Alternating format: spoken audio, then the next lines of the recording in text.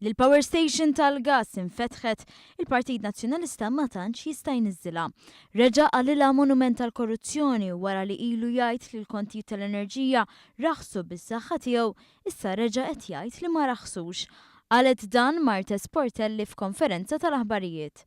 Jiena ħanurik il-kont ta' kif kien jiġini fit-2012 u kif qed jiġini llum, pereżempju, joħorġulek in-numru ta' units.